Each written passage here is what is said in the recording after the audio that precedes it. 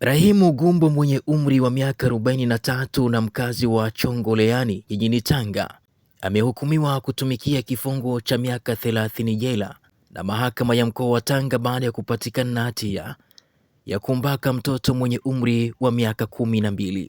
Akisoma hukumu hiyo tarehe 24 Agosti 2026, hakimu Mheshimiwa Mwanaheri amesema mahakama imeridhishwa na ushahidi uliowasilishwa na upande wa mashtaka na hivyo kujiridhisha kuwa kosa hilo limethibitishwa dhidi ya mshtakiwa.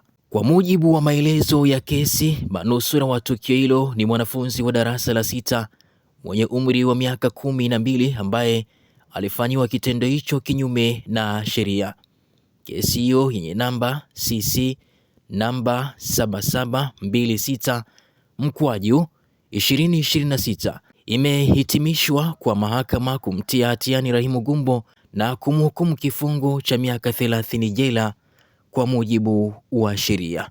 Kutoka mkoani Tanga, langu mia jina naitwa Nasir bin Nasir, ila kubakia nasi.